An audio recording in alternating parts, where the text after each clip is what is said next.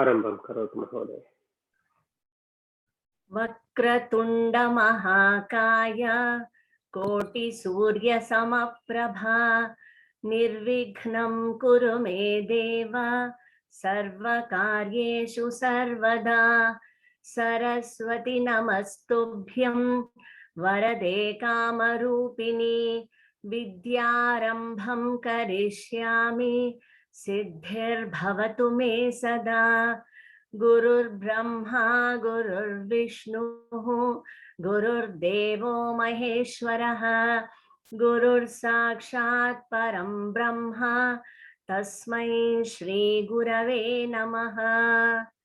ॐ सहना भवतु सहनौ भुनक्तु सह वीर्यं करवावहै तेजस्विनावधीतुमस्तु मा विद्विषावहै। ॐ शान्ति शान्ति शान्तिः। हरिः ॐ श्री गुरुभ्यो नमः। हरिः ॐ तत्सत्।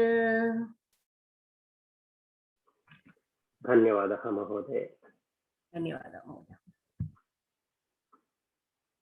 सर्वेषां स्वागतमस्ति।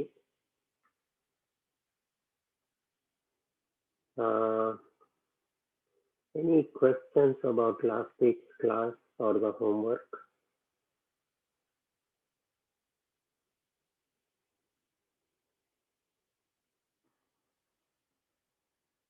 No questions. Can anybody hear me? श्रूयते वा? शृणोतु। शृणोमि। अस्तु। So there's an announcement that I want to make. So you have all been studying Sanskritam for almost 1 year now. So you have advanced to a much more advanced stage when we first compared to when we started. So as we plan for the next year, there are a few things for us to think about. One, of course, is continuing the studies for next year, the Latha class. I hope all of you will attend the Latha class and continue your Sanskritam study, regardless of whoever the instructor is. I'm sure we'll find a time that matches everybody's workload and all of that. So I really hope that you continue studying Latha and then Malati and take it further. All of you are doing really good. So this is one of the avenues that help us get better in life. So please continue your studies. The second thing is, you're all at a stage, like I said, that is much better compared to last year, obviously, because you've been studying. So if you have the time in your life, please volunteer to do something in return. It's something at a minimum grading. So just like you have your homeworks are being graded by the Latha students, it would help the next Satyam 4 students to also have their homeworks graded. So if you have the time, if you can volunteer to grade the homework for Satyam 4, that would be very helpful. And you also benefit from it, because when you teach others or when you review others' work, that is when your own knowledge improves significantly. I'm sure some of you who are volunteering for the tutorial sessions have observed it. So when you answer questions, when you teach, your knowledge will go up significantly. There was one shloka that we keep, Subhashitam, that we keep talking about, right? There are four stages or four ways of learning. The first one is when you learn yourself. The second one is when you interact with your fellow students. The third one is when you teach others, and the fourth one is over time, over a period of time, as you digest the topic, it will come. So I hope you all seriously consider grading Sasyam 4 homeworks and the revision tests and whatnot. So if you think you'll have the time next year, please send me a note. I will add your name to the volunteer list. And later on, if you think uh, as you proceed in 2022, circumstances change and you don't have the time anymore. Let's say you are able to grade the first 10 or 15 homeworks and life changes and you're not able to grade anymore, it's fine. You can always withdraw. So it's all voluntary anyway. Uh, that is one thing. And then the other thing is, if there are topics that you would like to teach, not necessarily Sanskritam. One example that comes to mind is you may want to, you may be good at chanting Vishnu Sahasranamam or Lalita Sahasranamam or whatever it is. And you think you will be able to guide others, please volunteer for that. So let's not end this interaction only with Sanskritam. Let's also focus a little bit on Samskriti. So if you know any shlokas that you think you can guide or lead the chanting, Bhagavad Gita chanting, Ramayana chanting, Vishnu Sahasranam, whatever you think of, whatever you know, even if it's for 1 month, 2 months, 6 weeks, whatever it is, volunteer for that. Or even better, you always wanted to learn how to chant Vishnu Sahasranamam, but you can't do it alone. You want, if you think you'll learn better if you have company, then step up. There will be a lot of people who will come forward.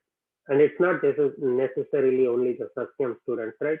There will be students in other classes who don't know many things, and they would also be willing to learn along with you. Huh? So if you are interested in teaching any of those or leading any of those, please volunteer. Meera Mahodaya and Narayanan Mahodaya, for example, they are teaching yoga. So that is another topic. Or you may know history very well, the real history, our real history. You may want to consider sharing your knowledge with others. So the topics are endless. Anything that you think you are good at and want to share your knowledge, you're welcome. Please send me a message and I will coordinate with Jaykumar Mahodaya to make you a teacher and we can start teaching. At your own convenience, at your own pace, whatever it is. You decide what works for you. Is that any questions? One last thing, Harsha Mahodaya last week had sent a message on Signal about correcting Chandamama translations. We all grew up with the Chandamama comics, right? They published, I think, the first 5 or 10 years they published in Sanskritam also, but after that it was only in Telugu, Hindi, Kannada, and other regional languages. The Sanskritam versions didn't get published. So somebody has taken up a volunteer work to translate it. Now they are looking for somebody to proofread it. So if you have time, please volunteer for that. Send a message to Harsha Mahodaya. She will put you in touch with the person who's leading this effort. Again, that's a great way of improving your own Sanskritam because you will see sentence constructions and grammar usages in a different context. Most of the focus of this class has been on Balakaha Vidyalayam Gachati, Balakaha Bhojanam Khadati, very simple sentences. But if you want, or we are doing shlokas, which are all good, nothing wrong with that. But if you want to have a different context in how Sanskritam can be used with the favorite stories that we all grew up with from Chandamama, that's a good avenue for you to improve your Sanskritam usage in real life. Astu. Any questions? Astu. All right. Like, Yeah. like if we want to contribute something like monthly wise, like where should do it? So there is a button or link called donate on the Arsha Seva Kendram website. If you click on that, it will give you instructions for people abroad and people living in the country. So follow those instructions. Okay. Hmm. Thank you. Thank you. Arsha Seva Kendram donate link. Bhanu Mahodaya, you will be forming the group for Lalita Sahasranamam and Vishnu Sahasranamam and all that? I can help you. I cannot teach those because I'm not. No. I am ready to teach Vishnu Sahasranamam, Lalita Sahasranamam, Saundarya Lahari, Bhagavad Gita, and all those things. Oh, Uttamam. So it's not the Artham part. It's chanting. the chanting part. Astu. Let us start somewhere. Yeah. I will help you form the class and whatever help you need. But you will be the teacher. You decide how you want to teach it, what day. So you tell me the timing and all those things, Mahodaya. So you decide not me. Whatever is convenient for you. So you decide. Okay. What day of the week, what time of the day, you decide, and you publish it. I will help you. But at the end of the day, it's your class. You do what you like, how you want to do it. Okay, Mahodaya. That's the model. If anybody also has time and want to lead something, please reach out to me. I will help you. Any other questions?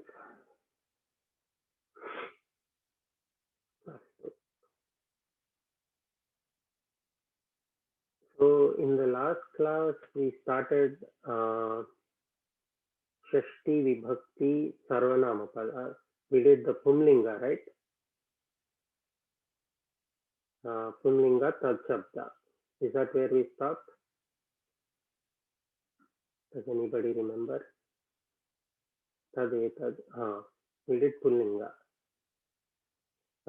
Let us look at Strilinga.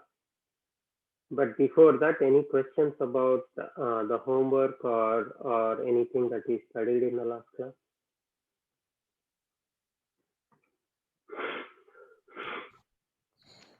No? Mahadaya.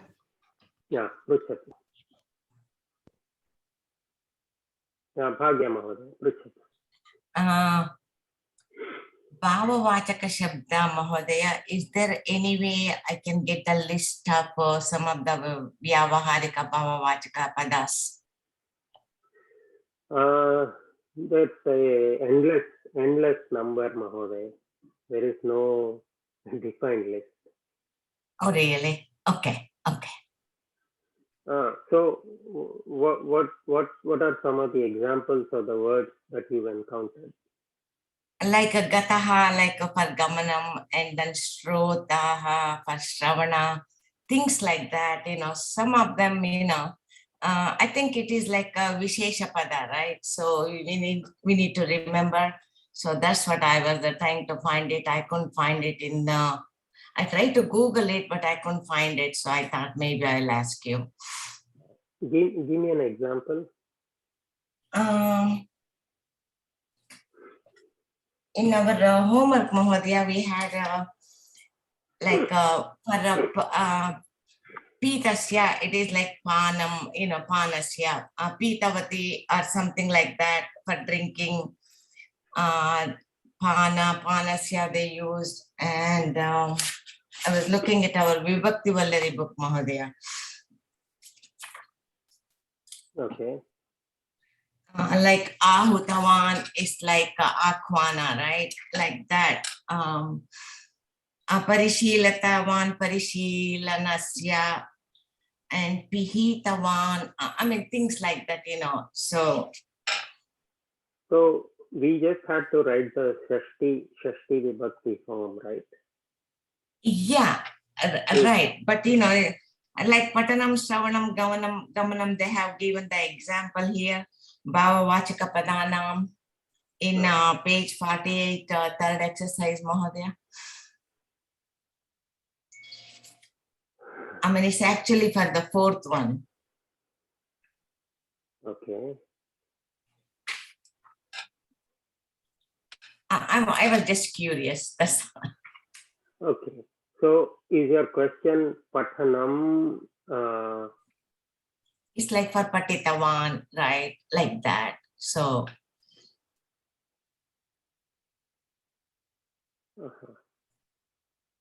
Shrutaha for the Shravanam, Gata for Gamanam, like that.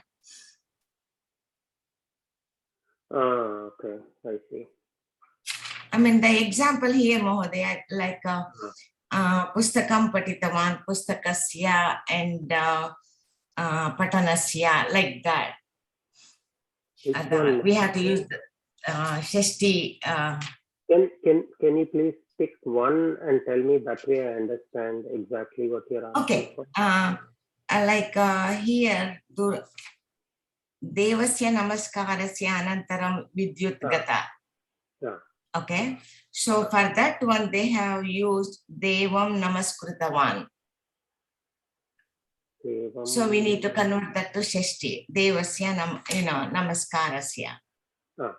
So Namaskrutawan is Tavatu Pratyaya, right? We Yes. start Tavatu Pratyaya. Right. Namaskar. So from there we have to we will know that it is Namaskaram, and Right. therefore Shashti Vibhakti is Namaskarasya. Right. Okay. So I think you got tripped up on the second one, Gata. How is Gata? How does that get Gamana. to Gamanasya? Right. Is that the question? Yes, Mahodaya, like that, some of them, Vastuni Kritavan. So Kritavan, like, I need to figure it out. Of course, if you go there in the Shabda Rupa, you will find that Pratipadika, and then probably I can find it. Is that the only way? I'm asking. So the reason for that particular homework was to help you again use the koshas, different koshas. So sanskritdictionary.com, if you input that word, it will give you the Pratipadikam. And when you go in that into Indriya, it will give you the Shashti Ekvachana form. Yes. So the reason for that exercise is to help you practice using the different koshas.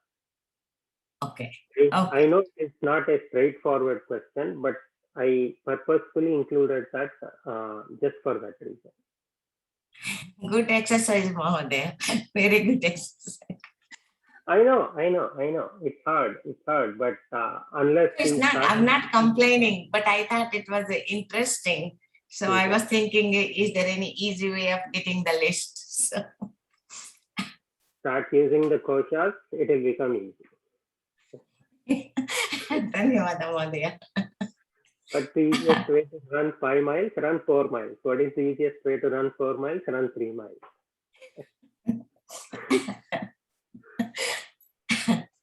Dhanyawada, Mahodaya. Sorry. No, that's fine. Srividya Mahodaya, you had a question?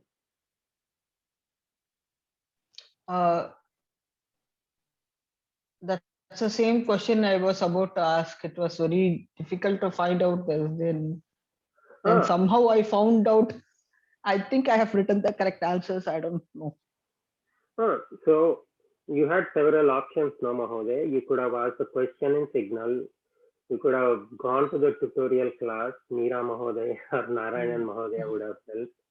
So why are you waiting until this class to ask questions? No. Somehow I figured out how to write it, Okay. but So, but I don't know. But it was not direct question. It was tricky. That's so you are all going to advanced stages. Things will not be direct anymore.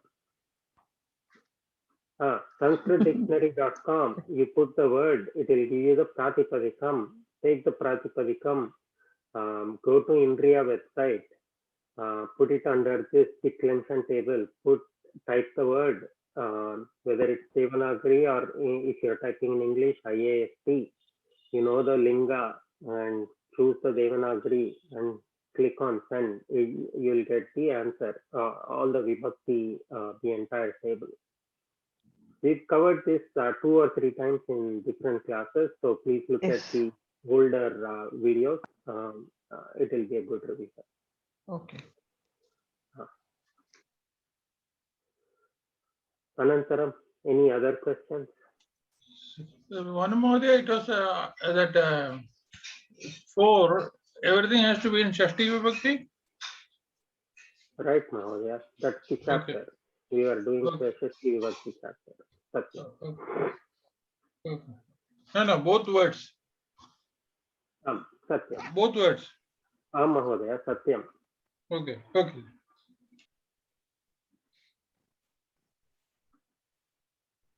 Mahoday, I had eka prashnam pruchani. Pruchyat. Patanam, Shravanam, Gamanam, as Bhagya Mahoday was saying, all are bhava vachaka shabda. Is there a separate rule? Is it something like Shashti Vibhakti has a separate rule for bhava vachaka shabdas? No. Like there is a pattern here which is given in these examples. Yeah. I notice a pattern like, if it is like samyak kritavan, like, saha vishayaha pratipadanam samyak kritavan. So it is vishayasya.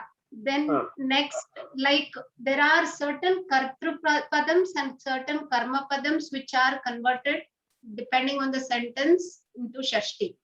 Okay. So like for example, if it is like parishilanam, if it is parishilayati, it would have been a karma padam. Just because it is parishilanam karoti, it is becoming granthanam. Like the sentence is panditaha sada parishilanam karoti dash parishilanam karoti.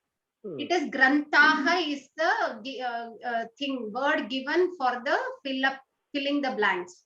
If it would have been parishilayati instead of parishilanam karoti, if it would have been parishilayati, the grantha would have been a karma padam. Okay. Grantha parishilayati. Whereas here, because it is parishilanam karoti, Granthanam it is, because I observed somewhere in Pravesha book there is a rule like that which is very minutely discussed, but I think there is something, I watch a pattern here. So we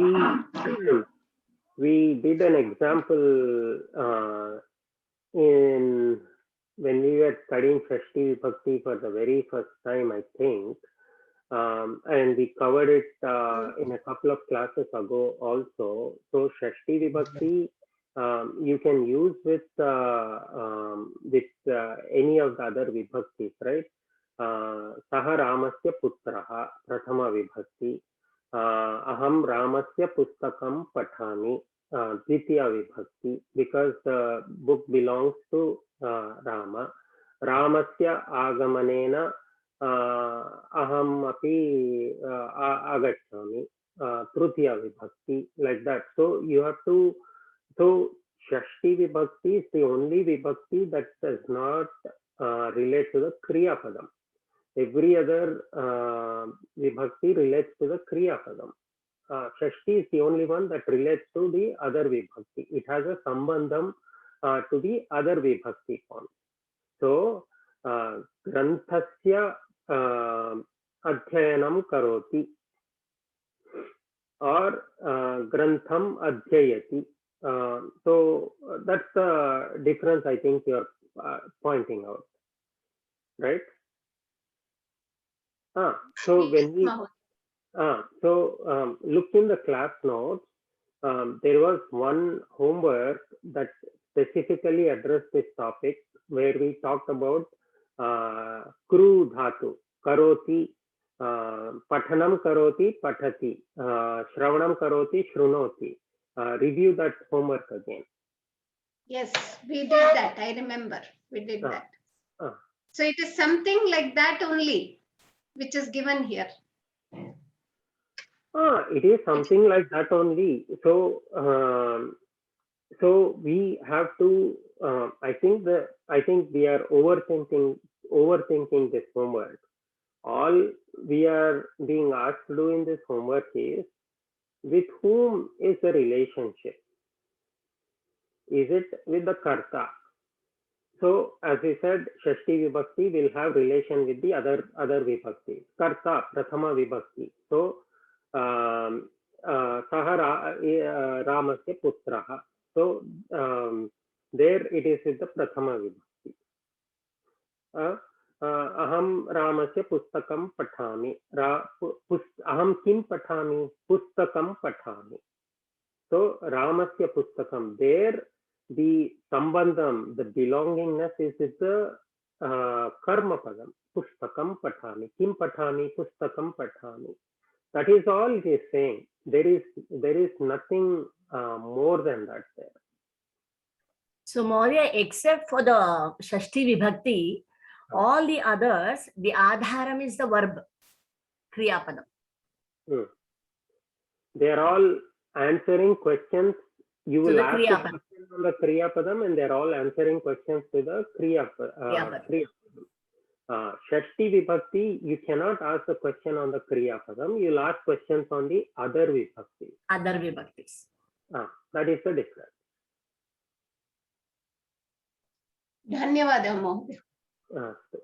No, I hope I answered your question. I'm not trying to be dismissive of anybody. If it is not clear, I'll try to explain in a different way. Please ask.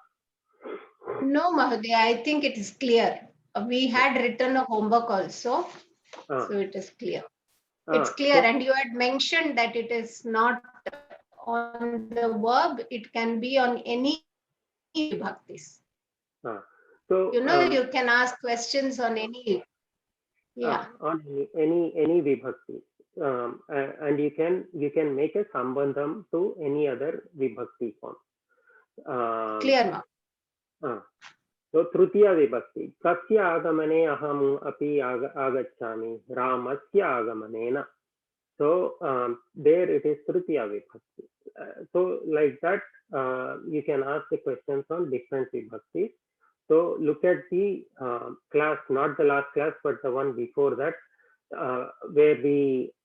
where I showed the relationship with all Vibhakti forms, and also review the homework that we did with the kru dhatu, pathanam karomi, pathami, shravanam karomi, shrunomi, etc. It will become clear.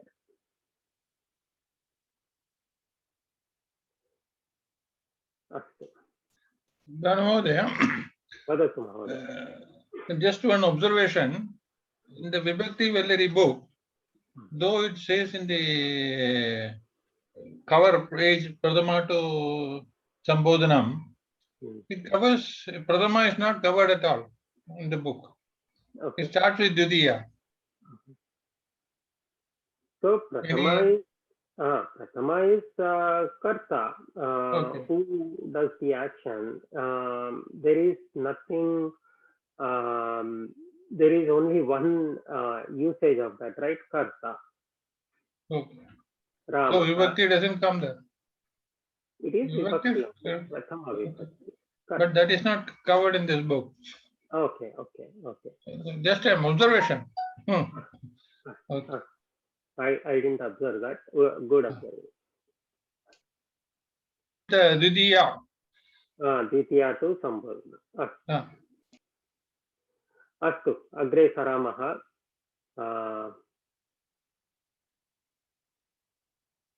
Let me pause sharing for a second. Where does this keep disappearing?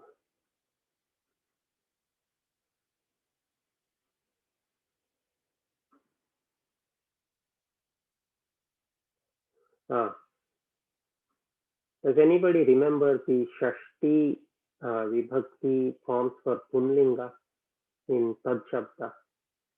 We covered it in last class. Usha Mahoday. Tad Shabda, Shashti Vibhakti, Punlinga forms.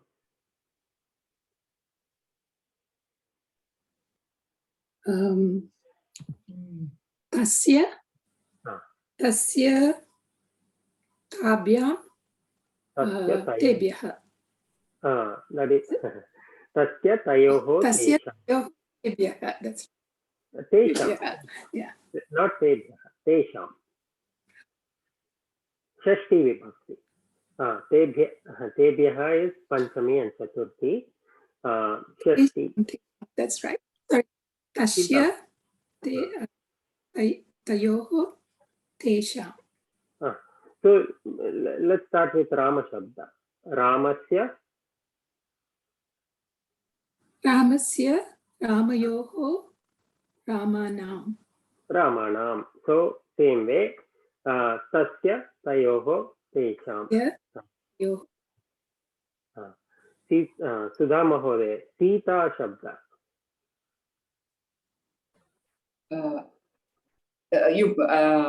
Tad Shabda. Sita. Tasya. Sita. Okay. Sita. Sitayaha, Sitayoho, Sitanam.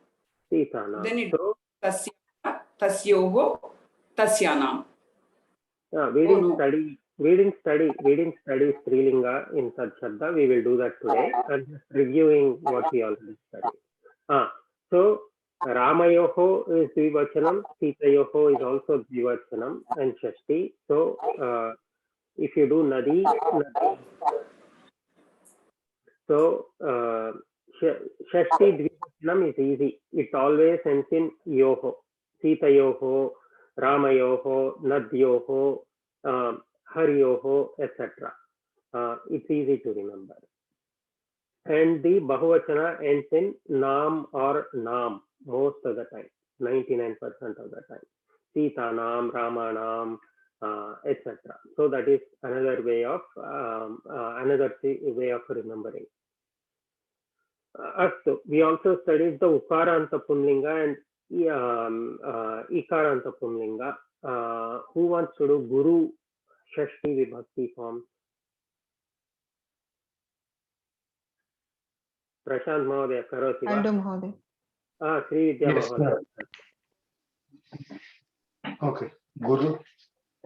Okay. Guroho, Guravoho, Gurunam. Guroho, Gurvoho, Gurunam. So Dvivachana will end in Oho. Guru. Bahuvachana will end in Nam. And because of Natvam, it will become Gurunam, not Gurunam, but Gurunam. Only because of the Natvam. Prashant Mahodaya, do the Ikaranta, Hari Shabda. Hare, Haryo, Harinam. Hare He, you have to do the Visarga, you have to pronounce the Visarga. Uttamam. Hare He, again, Oho, Haryoho, Harinam. So, Evameva, Tasya, Tayoho, but here the ending for Bahuvachana is not Tenam, it is Tesham. It's slightly different. That's what we have to remember. And Etat Shabda is same as Tad Shabda. Etasya, Etayoho, Etesham. Kim Shabda, Kasya, Kayoho, Kesham. So that brings us up to what we covered until the last class. Now let's look at Strilinga forms.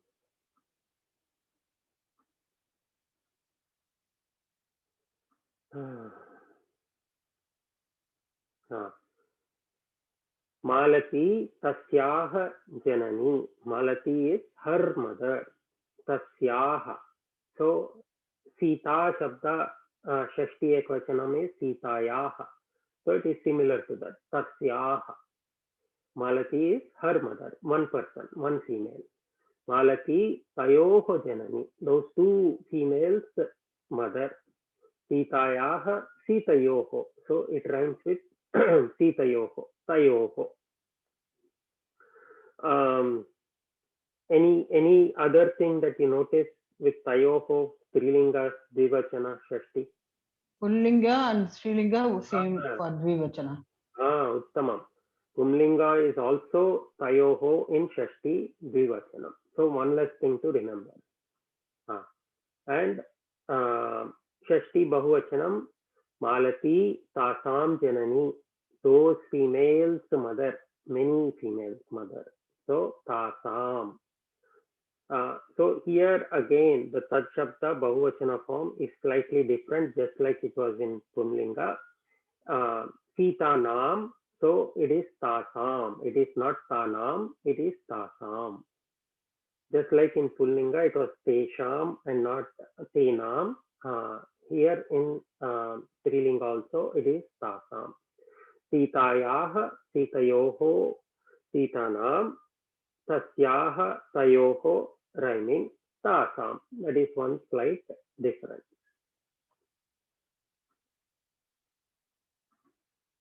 Tasyaha, Tayoho, Tasam. And the pattern remains the same for Etat Shabda. Etasyaha, Etayoho, Etasam. These females, these two females, these many females, or belonging to this one female, two females, many females. And the question form, the Prashnarthaka will rhyme. Kasyaha Janani, Malati Kasyaha Janani. Whose mother is Malati? Tasyaha Janani, her mother. Etasyaha Janani, this whoever is closer to the speaker. Etasyaha Janani, or Sitayaha Janani. Kasyaha rhymes with Tasyaha, Etasyaha, Sitayaha. Dvivachane Kayoho. Malati Kayoho Janani, which two females mother is Malati. Tayoho, those two females mother. Etayoho, these two females mother. Or Chhatrayoho Janani, those two students, the two students mother. Kasam Janani in Bahuvachanam. Again, Kasam rhymes with Tasam and Etasam. Or Chhatranam, those students mother, many students mother. So Kasyaha, Kayoho, Kasam, similar to Tasyaha, Tayoho, Tasam. Prashnaha santi va? Astu, abhyasam kurmah.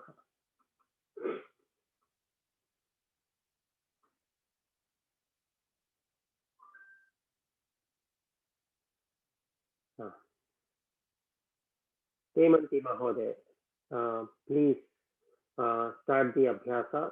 This is the karta. The middle box is Shashti Vibhakti Strilinga. We have to convert into Shashti Strilinga form. And the last box in blue is Kriya. Okay. Dashratah. Dashratah tasyaha patihi. Uttamam. Dasharatah tasyaha patihi. Dvivachane bahuvachane. Dashratah tayoho patihi. Dashratah tasam patihi. Uttamam. Now do the same thing with proper nouns. His actual wife name. Okay. Dashratah Kaushalyaha patihi. Sita. What is the Shashti Ekavachana? Sitayaha. So Kausalya कौशल्यायाः कौसल्यायाः कौशल्यायाः. Okay, so 2 yas. Okay. Okay. Because the name itself contains a ya. Okay, I see. Okay. Kausalya already has a ya. Kausalyayaha. Mhm. So we are ending the yaha as the ekavachana form. Okay. Ah. Dashratah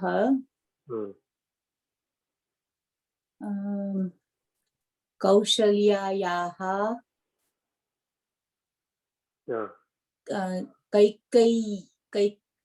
कैकेय्याः च पतिः. Or if you combine the two into one word, Kausalyayaha, Sumitra, Kaikeyaha, cha you said, which is fine. But if I want to use one word instead of cha, instead of using cha,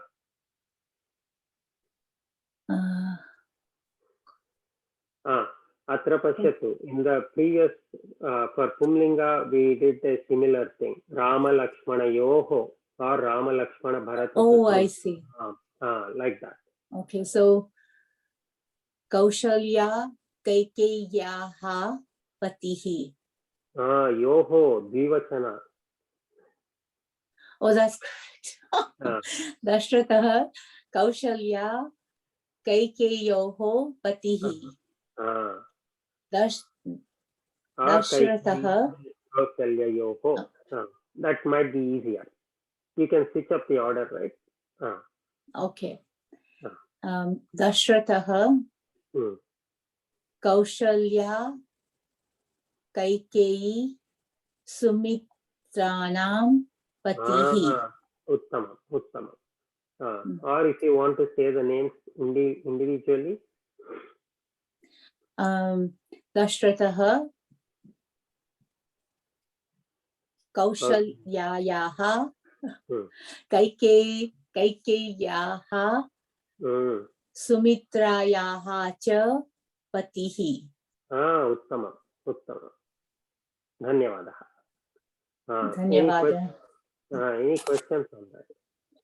Bhanuvatar, when 3 of them are added, could you repeat the answer? Like, would it be then in Kasam? Like, Satyam. It will be like Kasam, or more specifically like Sitanam. So Kausalya, Kaikeyi, Sumitranam, Patihi. Samitranam, Natvam Agachati. Dhanyavad. Prashant Mahadaya, you do the same thing in Prashnarthaka form. Same example. Dasharatha. Mahila. No, same example. Dasharatha. Dashratah. It would be Kasyaha Pati. Patihi. Patihi. Sorry. Kasyaha Patihi. Dashratah Kayo Patihi. Kayoho. Dashratah Kayoho. Dashratah Kasam Patihi. Uttama. Sri Vidya Mahodaya. Mahila. Do with Etad Shabda.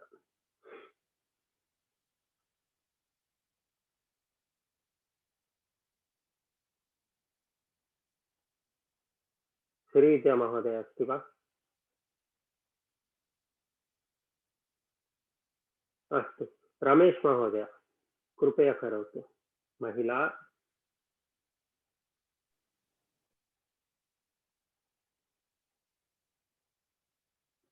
Ramesh महोदय अस्ति वा? महिला करोतु.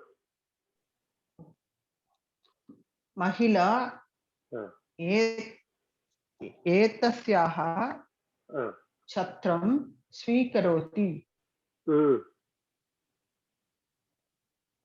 महिला एतयोः छत्रं स्वीकरोति. महिला एतासां छत्रं स्वीकरोति. उत्तमम्. Kavita Mahoday, same example using Kim Shabda. महिला कस्याः छत्रं स्वीकरोति महिला कयोः छत्रं स्वीकरोति महिला कासां छत्रं स्वीकरोति So let us give the answer in using specific names. So let us say we have 3 women, Sita, Lata, Malati. How would you do that? How would you respond to that question? महिला सीतायाः छत्रं स्वीकरोति महिला सीतायाः सीता लतायोः छत्रं स्वीकरोति Latayoho, not Latayoho, Sita Latayoho. लतयोः छत्रं स्वीकरोति महिला सीता लता Malatinam छत्रं स्वीकरोति Uttamam, Uttamam. धन्यवादः Any questions on that? Astu, agre saramaha napumsakalinge. Mahoday, Pruchhat. Mahoday, one more time I want what the Bahuvachanam for Dasharatha, Kausalya, Kaikeyi, Sumitrayam, Atihi, is it right? Nam, Sita Nam, right? We have Sita Nam. Okay, Sumitra okay. No. Thank you. Tad Shabda Napumsakalinga, as with every vibhakti except for Prathama and Dvitiya, the Napumsakalinga forms are exactly the same as Pumlinga forms. Tasya tayoho tesham. Sevika tasya prakshalanam karoti. She does the cleaning, it's cleaning. Tayoho, those 2 items cleaning. Tesham, all those items cleaning, or many items cleaning. Tasya tayoho tesham, same as Pumlinga. Etasya etayoho etesham, again same as Pumlinga. And the Prashnarthaka is again the same. Kasya kayoho tesham. Kasya prakshalanam karoti. Of what is she doing the cleaning? Tasya prakshalanam karoti or etasya prakshalanam karoti. It's the cleaning. This one's cleaning, whichever is closer to me, or patrasya. Dvivachane kayoho samadhanam would be tayoho, etayoho, patrayoho. Bahuvachane kesham, tesham, etesham, or patranam. So, Meera Mahoday, going back to our earlier discussion, prakshalanam karoti. How can we combine these to one form into a kriya? Sevika prakshalanam karoti. Kasya prakshalanam karoti. Prakshalayati. Will be the verb. Prakshalayati. Prakshalanam karoti, prakshalayati.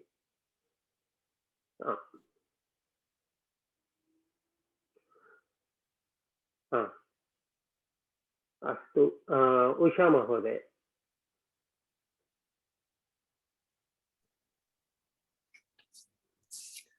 Nirpaha etasya nirmanam karoti.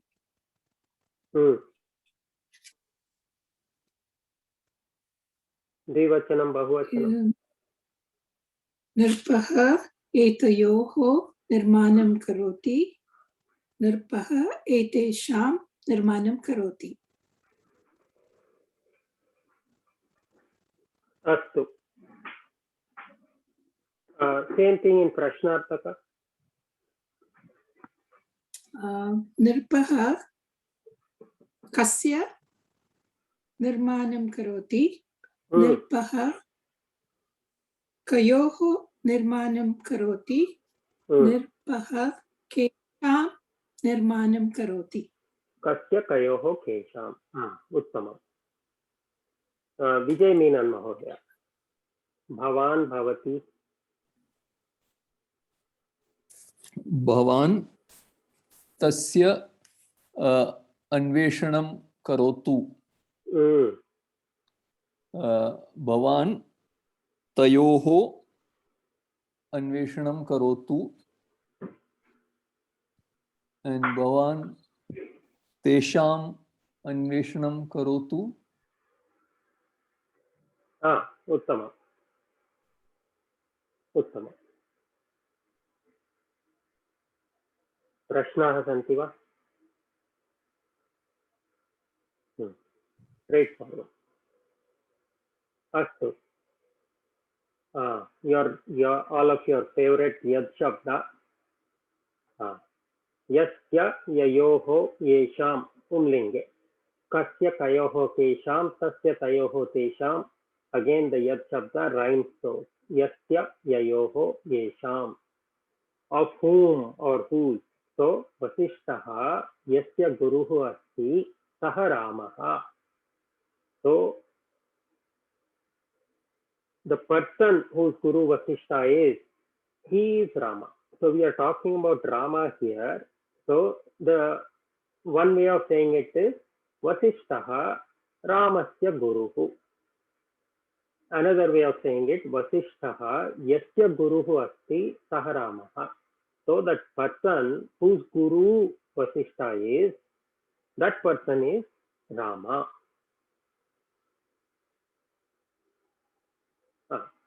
द्विवचने वसिष्ठः ययोः गुरुः अस्ति तौ रामलक्ष्मणौ so those two people whose guru Vasishtha is, they are Rama and Lakshmana.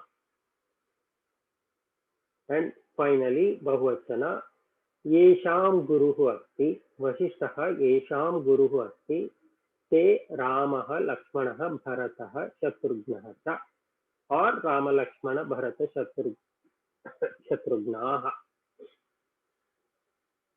यस्य ययोः येषां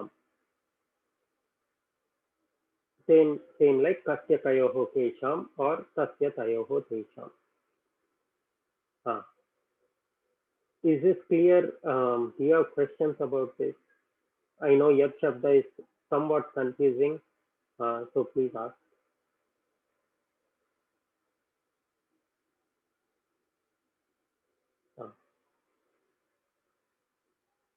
So real life application of Yasya is we would see it in Vishnu Sahasranamam a couple of different times. Does anybody know that?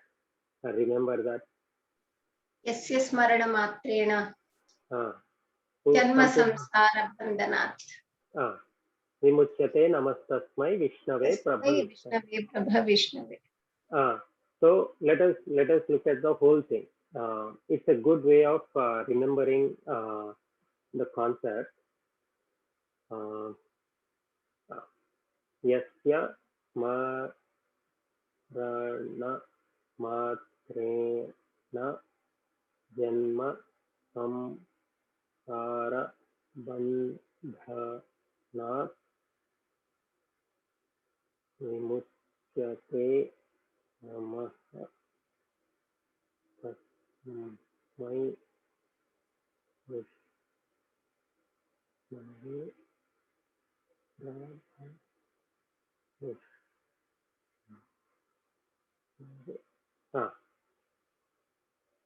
So Sandeep Mahodaya. Tasmai namaha tasmai. Yasya smarana matrena Tasmau naha samsara bandhanat vimuchyate namas. So this is namastas. Tasmai. Vimuchyate namastasmai. Tasmai. What are you saying, Srividya Mahodaya? I can't make out what you are trying to say. Sorry, it is Tasmai Mahodaya. You have written is Tasmau. Oh, क्षम्यताम्. धन्यवादः. धन्यवादः. Is that correct? Clear, right? Correct. So it is namastasmai. I have broken the sandhi for easy understanding. Namaha tasmai. Sandeep Mahodaya, let us try to break down this one sentence at a time. Yes, yes, Mara. Okay, before that, Meera Mahodaya, since you said this shloka, can you give us the meaning of it?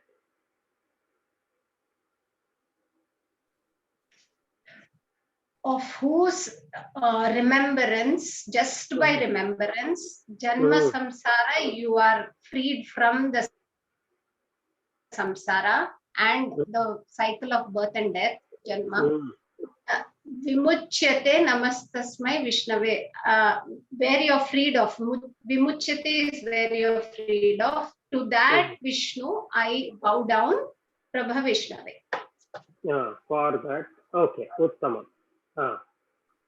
धन्यवादः. Sandeep Mahodaya, Prathamam, let's take the first line. Yes, yeah. What is yes, yeah? Of whose? Of whom? Of whom? Of whom? Yes, yeah. Since we are talking about Vishnu, it will be Pumlinga. Shashti vibhakti ekavachana. Smarana matrena tena tabhyam taihi ramena. It looks like that, yeah.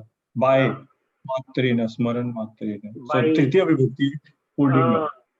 Tritiya vibhakti pumlinga ekavachana. Matrena ramena ramayo ekavachana pumlinga. Ramat. The last one is like Ramat. Ramat. That is Panchami vibhakti. Yeah, Ramat. Panchami vibhakti. Ekvachana. Ramat. Ekavachana. From, like departure. From.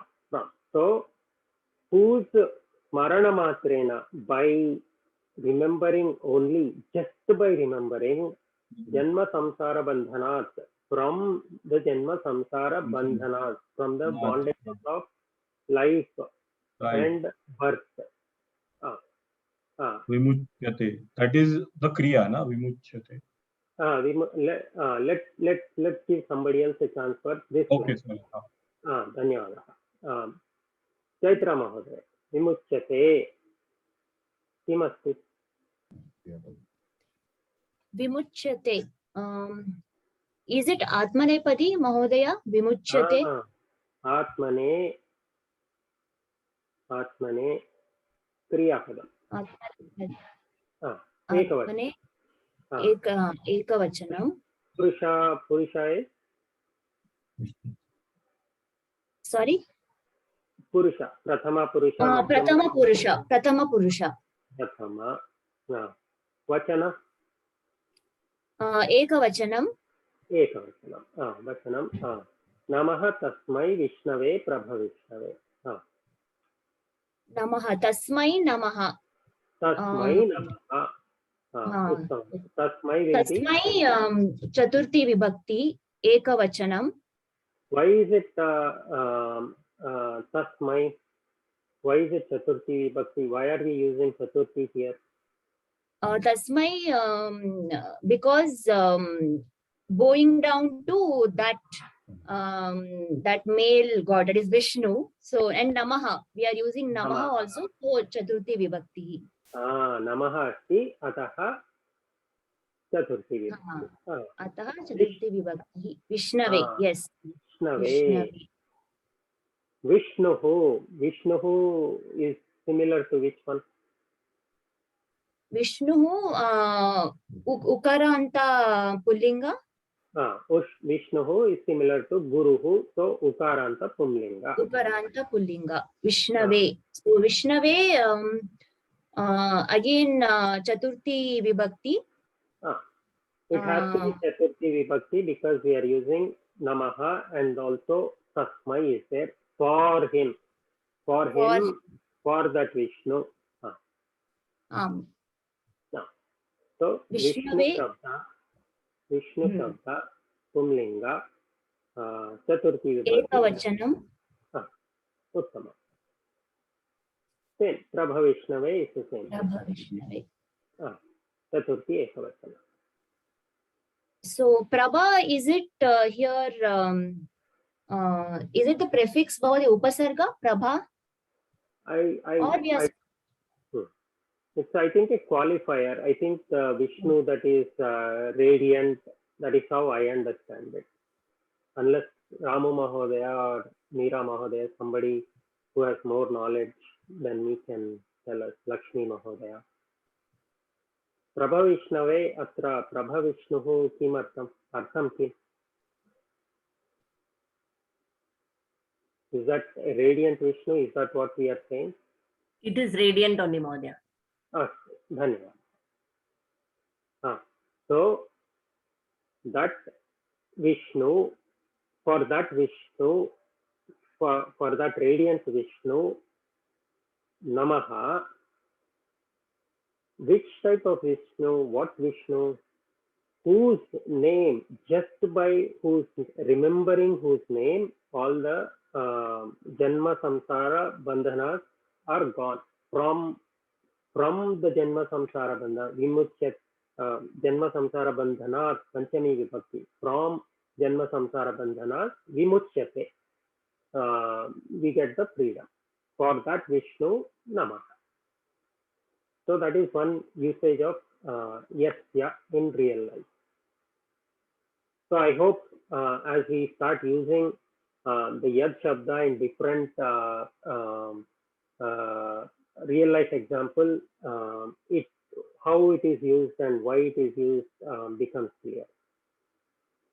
So Vishnu Sahasranamam has yad shabda in many vibhakti.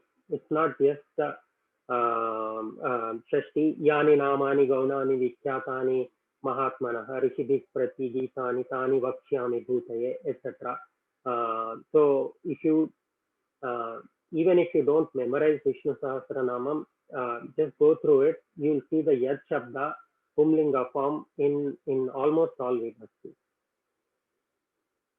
That's a good practical application of Yad Shabda. प्रश्नाः सन्ति वा? अस्तु.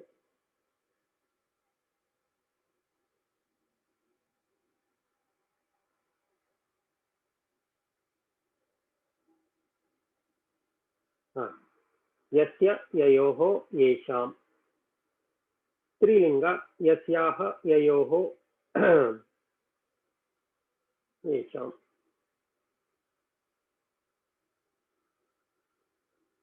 it's yasam, I think.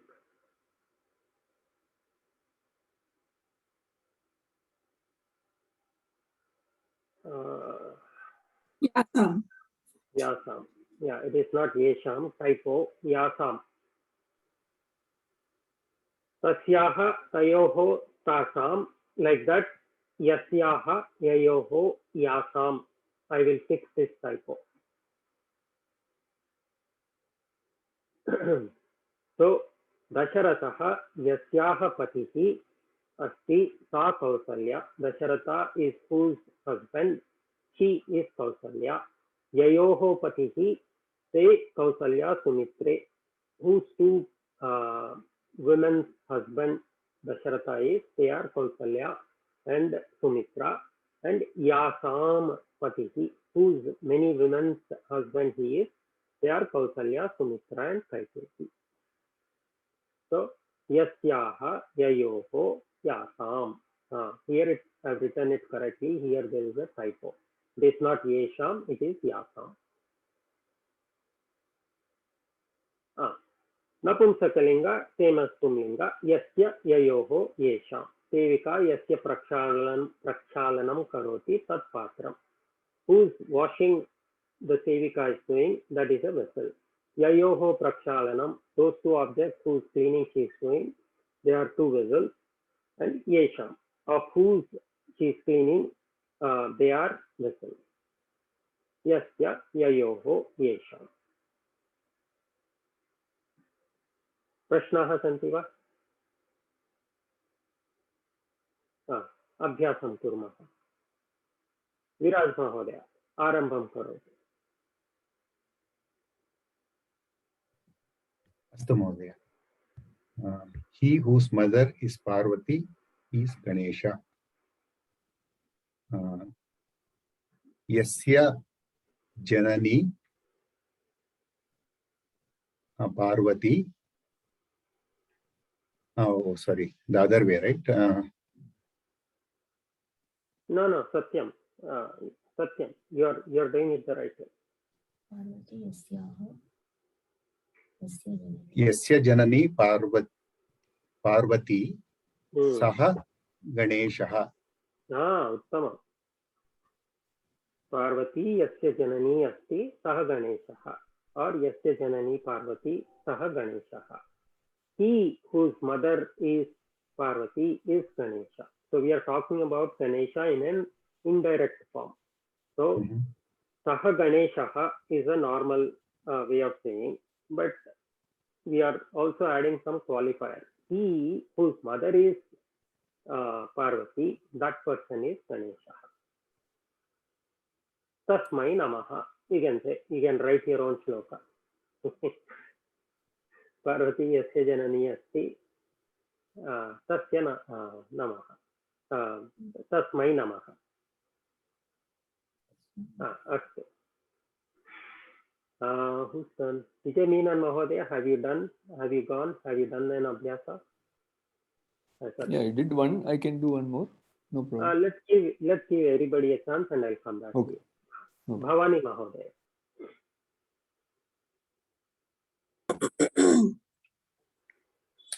He whose name is Krishna, I worship him. Yasya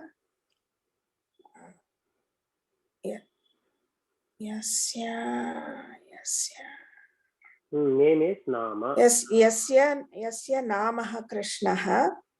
Aham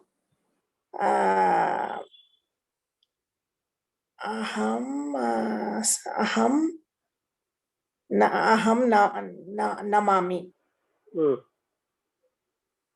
Yasya nama Krishna asti tam vande, or aham tam namami, aham namami. Aham namami. You can say it any way.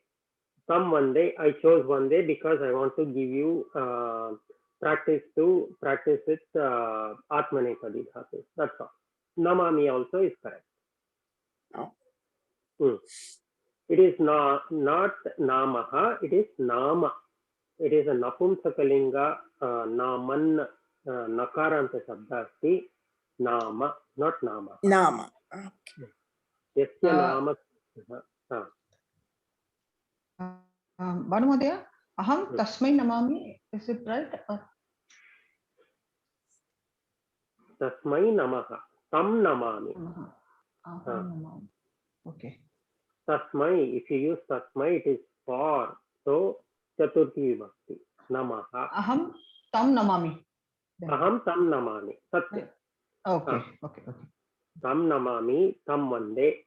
Namami and vande are the same. Uttama Purusha Ekavachana. Vande is Atmanepadi dhatu. Namami is Parasmepadi dhatu. That's the only difference. So when you use namami or vande, aham is optional because vande or namami can only be used with aham. Bhanu Mahodaya, Nama is which vibhakti? Prathama Ekavachana. So it's because of Visheshan Vishesh, it's describing Krishna. Why is it in? Satyam. Darshayami Naman Ekanimisham. I'm pulling on the Vibhakti table so you can see it.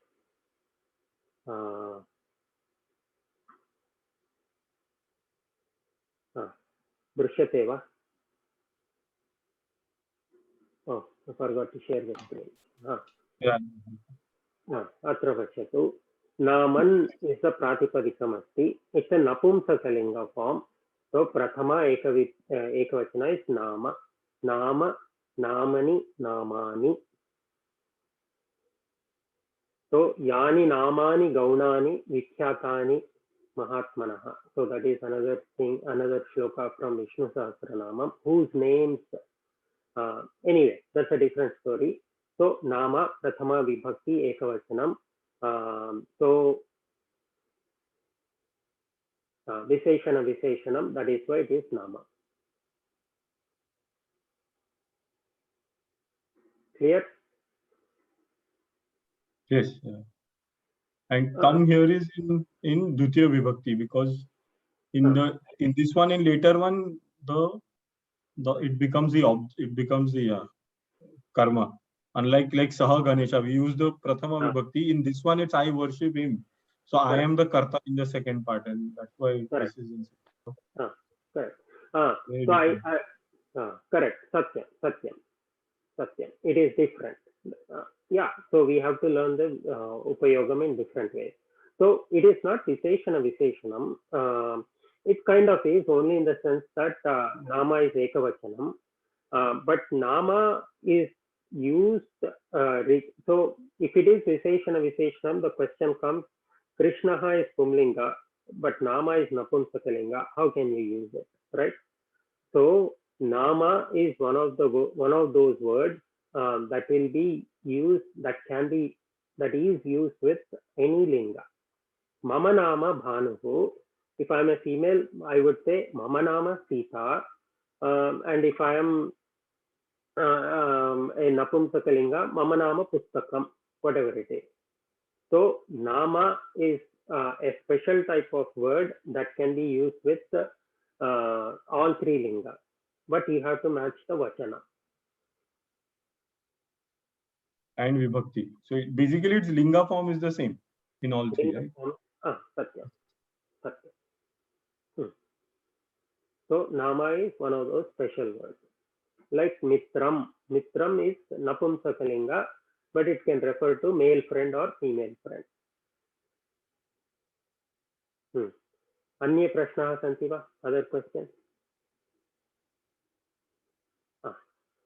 Manjula Mahoday.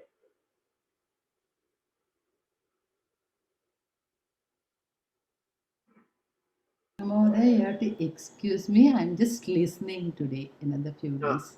Chintama. Thank you. Rohini Mahoday.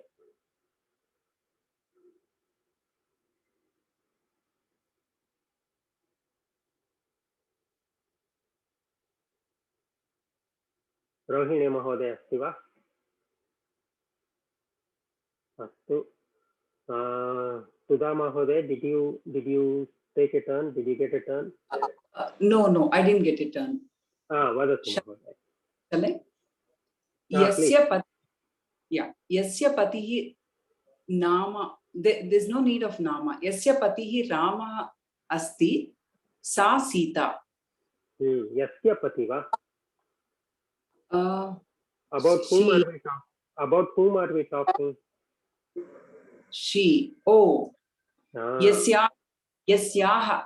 Sorry. Yasyahi Rama asti. Ramaha asti. Sa Sita. Yasyaha patihi Ramaha Sita. Astu. Bhagya Mahoday. Bhanu महोदय एक प्रश्न अस्ति. पृच्छतु महोदय. Is it necessary to use this asti here, or could we just say yasyaha patihi Ramah sa Sita?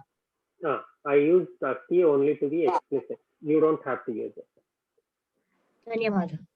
अस्तु. भाग्य महोदय.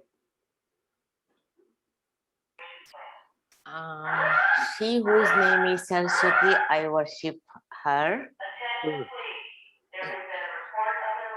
Yasyaha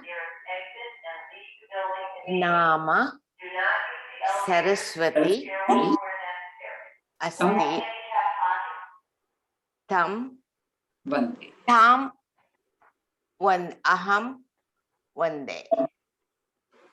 पुनः वदतु. tam vande. एकनिमिषं. There is a lot of background noise. Sudha Mahoday, could you please mute yourself?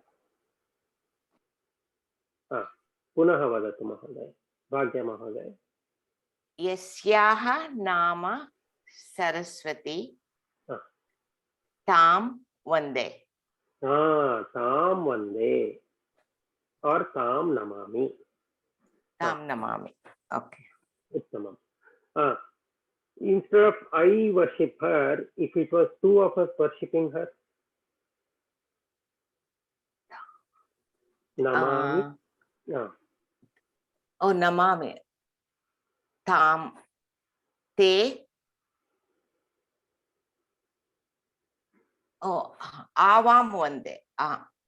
Vande vandavahe, right? Avam vandavahe. अस्तु अस्तु आत्मनेपदी वन्दे वन्दावहे बहुवचन वन्दामहे वन्दामहे वयं वन्दामहे परस्मैपदी if we continue with namami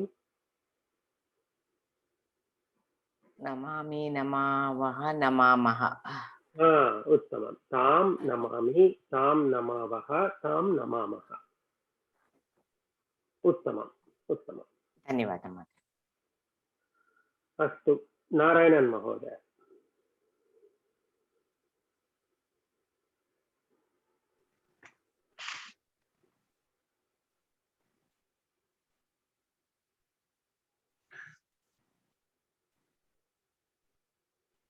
Narayanan महोदय अस्ति वा यस्य सर्चिंग अन्वेषणम् ओके यस्य अन्वेषणं कुर्मः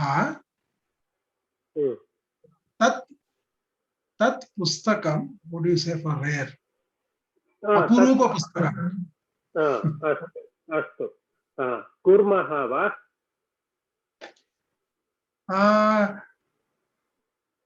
I am searching नमामि करोमि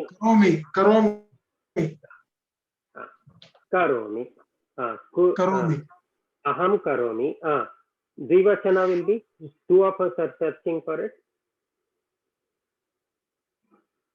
कुर्वः आवाम कुर्वः और just कुर्वः और कुर्मः वयं कुर्मः अहं यस्य अन्वेषणं करोमि तत् दुर्लभं पुस्तकम् और विरलं पुस्तकं whatever तत् पुस्तकं we can leave it as तत् पुस्तकम् also अस्तु उत्तमं रामु महोदय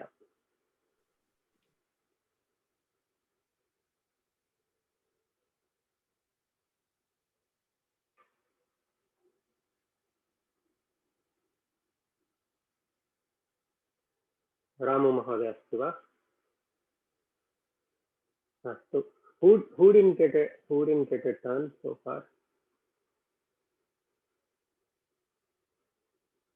did everybody get a chance Lakshmi Mahodaya did you answer an abhyasa I did not answer sentence the mantra I didn't do an abhyasa अस्तु संदीप महोदय करोतु लक्ष्मी महोदय I'll give the next one No, Lakshmi Mahodaya hasn't done, then she can do. This is very hard. चिंता मास्तु करोतु Do it, Mahodaya. Do it. Okay. So don't buy those vegetables whose prices are high. This is like a command buy. So Kriya will be like that. Or I forget the buy Kriya. Krinotu or something. Krinatu. So na krinatu, don't buy. Na krinatu is there. Those vegetables whose prices are high. So yasya whose vegetables is plural. So bahuvachana. So it will be yesham. Yesham vegetables is what? Shakani. So yesham shakani prices mulyam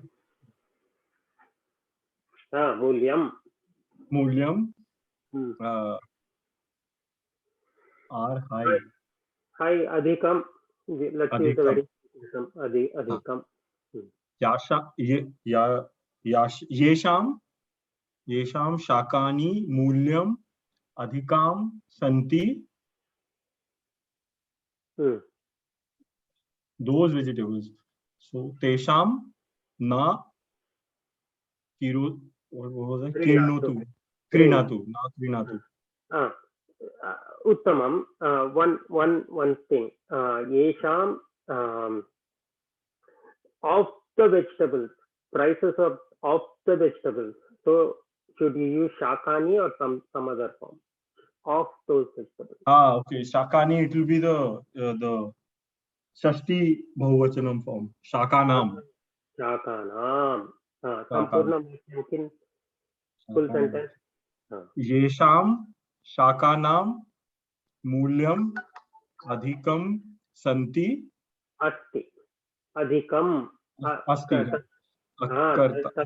Tatra karta adhikam. Adhikam asti. Adhikam asti.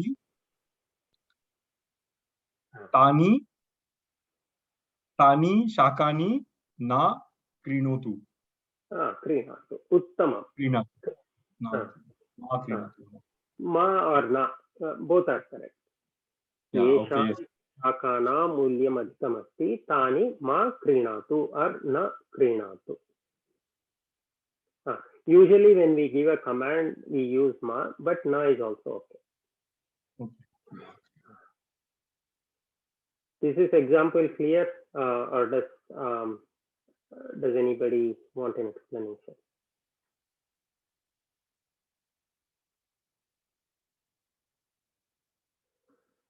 Astu, prashnaः सन्ति वा? That concludes the Shashti Sarvanama Shabda. No prashna? Mahodaya, this is Ratnakar. Namaste. So there, na can also be used. Na or ma. It's same meaning. Same meaning. Ma is forbidding. Ma karotu, don't do it. So ma is more appropriate. Na is also okay. Both can be used. So usually when you do Agnya Prarthana, we use ma. Oh, okay. In that context. Dhanyavad. Any other questions on this topic? Astu, one topic that we didn't have time to cover in the past is kimartham. So it's a very small topic. Let us quickly cover it. Kimartham. Ityukte kim. What is the meaning of kimartham? Does anybody know? For what purpose? What purpose? Or why? Why? For what? Chhatraha kimartham vidyalayam gacchati. For what purpose is he going to is the student going to the school? Patanartham, for studying. Balika kimartham phalam khadati arogyartham, for her health. Sa kimartham grihakaryam karoti abhyasartham, for abhyasa. Kimartham nagaram gacchati udyogartham, for udyogam, for a job. So the answers are all for. So what does that tell us? We can't use Chaturthi Vibhakti. That is the whole point. We can use Chaturthi Vibhakti. So Chhatraha kimartham vidyalayam gacchati. So if you use Chaturthi Vibhakti, what will it become? Patanasya. Patanaya. Oh, Patanaya. Patanaya vidyalayam gacchati. Arogyaya phalam khadati. Abhyasaya grihakaryam karoti. Udyogaya nagaram gacchati. So we can use either suffix. usually when you use the artham, pathanartham, arogyartham, etc., it is an avyaya. But if you use pathanaya, arogyaya, it is either a pumlinga or napumsakalinga, chaturthi, ekavachanam. And likewise, you can use the strilinga form where appropriate. So this arogyartham is not a dvitiya. No. This is a good question. It is not dvitiya vibhakti. It is a avyaya pada. Then Kimartham itself is an avyaya padam. So that is why you can use it with bahuvachana, ekavachana, dvivachana. You can also use it with any type of linga. Same way, when the uttaram, when the samadhanam ends with artham, that is also an avyaya. Or you can use the appropriate vibhakti form, pathanaya, etc. That is what is shown in the next slide. Pathanaya, same thing, instead of pathanartham, we can say pathanaya, arogyaya, abhyasaya, udyogaya. And there was a subhashitam that I don't think we covered, or we covered, I don't remember. Paropakaraya phalanti vrikshaha, paropakaraya vahanti nadyah, paropakaraya duhanti gavaha, paropakarartham idam shariram. So, did we do this subhashitam? It doesn't matter. We have done this. We have done this. Okay, let us revise this. Lakshmi Mahodaya, Arambham Karoti. Paropakaraya phalanti vrikshaha.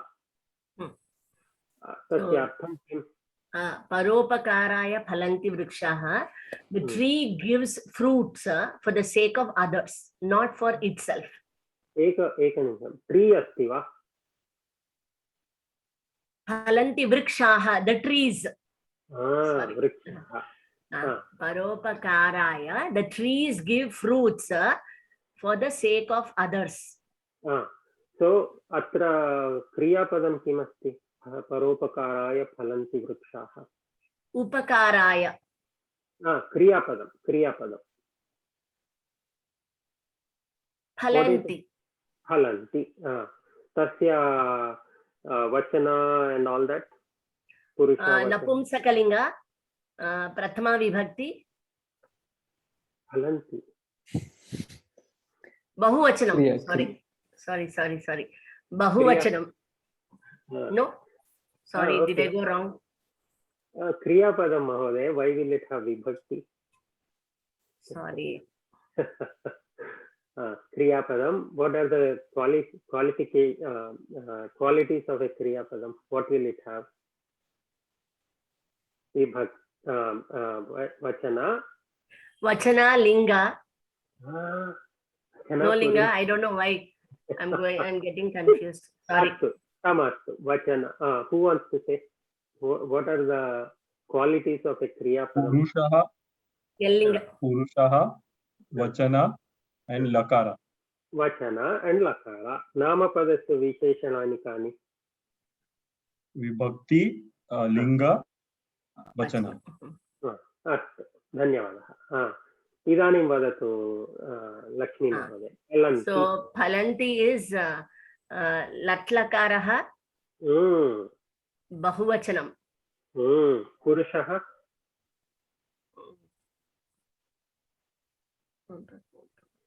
Prathama Purushaha.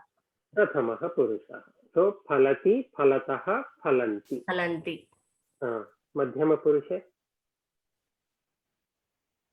Phalati. Phalat. I'm getting confused. Chinta.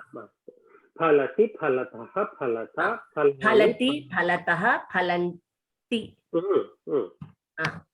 Phalati, phalataha, phalata, phalami, phalavaha, phalamaha.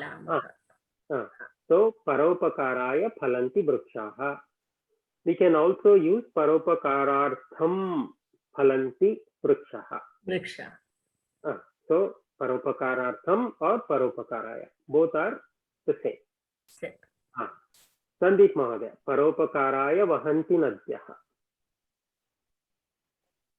Yeah. Quickly, let us do the Kriya Padam. Okay. Kriya is Vahanti, which means it flows, and it is Prathama Purusha Bahuvachana Vartaman Kala or Lat Lakara. Lat. And Nadyaha is Bahuvachan, Strilinga, Nadi, and this is Prathama Vibhakti. Uttamam. Chaitra Mahoday. Trutiyam Paropakaraaya duhanti gavah. Kriya duhanti. Artham na janami Mahodaya. Gives milk. Okay. Duhanti gavah. So gavah.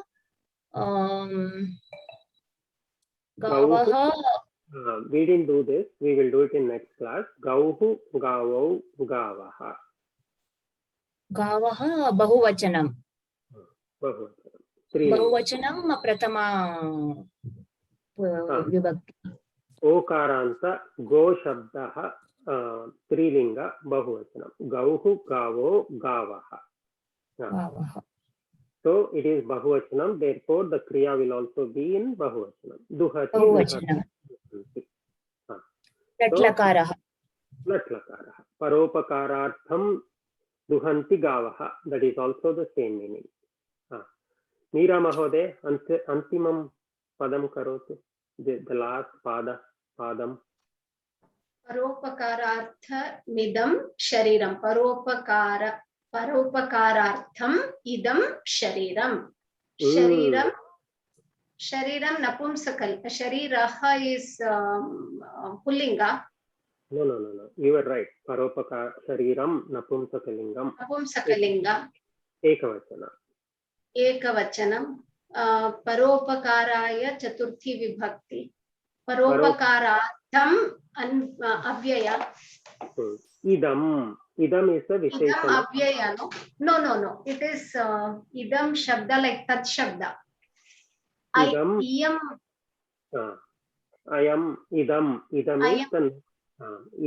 the Napumsakalinga Ekavachana, and it is the Visheshana of Shariram.